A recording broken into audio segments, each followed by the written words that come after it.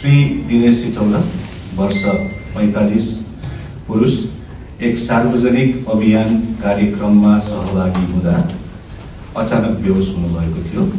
उहाँलाई तुरुन्त आछाम जिल्ला अस्पतालमा लगिएको थियो, जहाँ उहाँको श्वास प्रश्वास रहेको थिएन।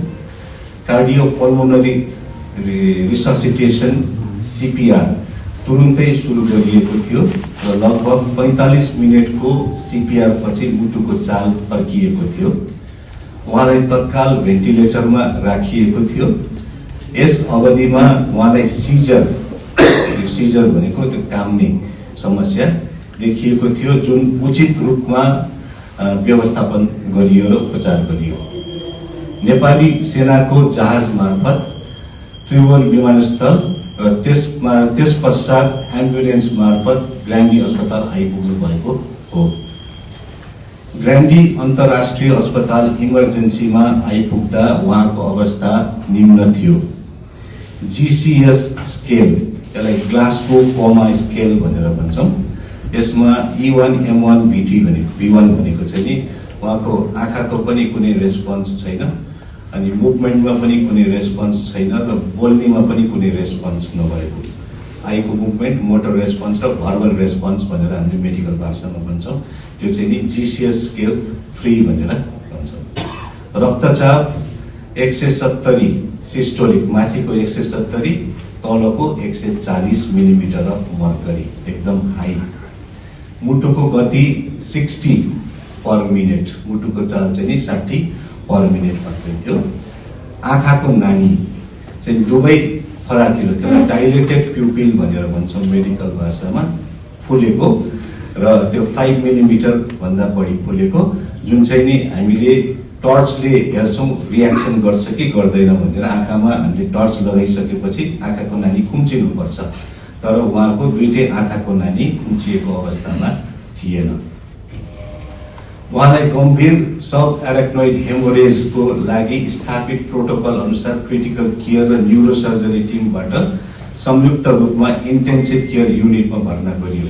उहाँको चाहिँ नि हामीले यहाँ CT स्क्यान गरेर हेर्दाखेरि सब एराक्नोइड हेमोरेज भन्ने कुरा देखियो।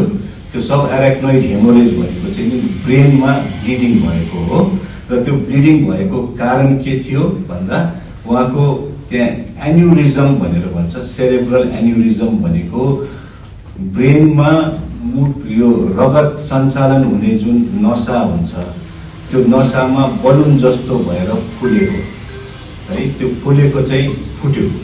त्यो फुटिसकेपछि ब्रेनमा ब्लिडिङ भएको, त्यसलाई चाहिँ हामीले सब एराक्नोइड हेमोरेज भनेर मेडिकल टर्ममा भन्छौँ। र उहाँलाई ICU मा भर्ना गरियो र प्रारम्भिक परीक्षणमा ग्याग रिफ्लेक्सको उपस्थिति देखियो। ग्याग रिफ्लेक्स भनेको हामीले स्टिमुलेट गर्ने बेलामा अलिकति हुने खालको त्यस्तो किसिमको रेस्पोन्स देखिएको, तर त्यो देखिसकेपछि थप 48 घण्टा चाहिँ नि अनुगमनमा राख्नुपर्छ, मोनिटरिङमा राख्नुपर्छ भन्ने हामीले बसेर डिसिजन गर्यौँ, फ्यामिलीसँग बसेर सल्लाह गरेर।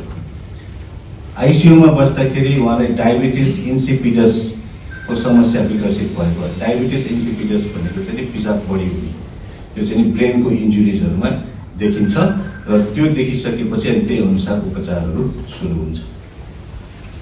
यद्यपि गम्भीर इन्टेन्सिभ केयरको बावजुद 48 घण्टा पछि न्युरोलोजिकल अवस्थामा कुनै सुधार देखा परेन। न्युरोलोजिकल अवस्था भनेको उहाँको जुन रेस्पोन्स हुनुपर्ने हो, मुभमेन्टहरू आउनुपर्ने हो, आँखाको चाल, हातको चालहरू यिनीहरू आउनुपर्ने हो, त्यो केही पनि नदेखिएको 48 घण्टाको मोनिटरिङमा पनि देखिएन। र मस्तिष्कको कार्यक्षमता पुनः प्राप्तिको कुनै सङ्केत देखिएन। त्यो ब्रेनले फेरि फङ्सन ब्याक आउँछ भन्ने कुराहरूमा केही पनि सङ्केत नदेखिएको।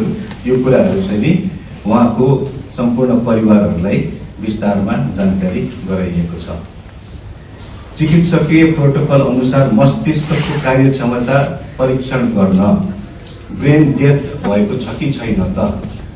ब्रेन डेथ भए पनि मुटुको चाल चाहिँ नि रहिरहन सक्छ है। ब्रेन डेथ भएको छ कि छैन भनेर हेर्नको लागि हामीले एउटा टेस्ट गर्छौँ। त्यो टेस्टलाई एप्निया टेस्ट भनेर भन्छौँ। त्यो एप्निया टेस्ट गरियो, जुन चाहिँ नि पोजिटिभ देखियो। जसले स्वतः के जनाउँछ भने श्वास प्रश्वास अब उहाँको सम्भव छैन भन्ने कुराहरू देखाउने भएकोले अनि उहाँको चाहिँ नि आज 12:45 उहाँको देहावसान भएको हामीले जानकारी गरायौँ।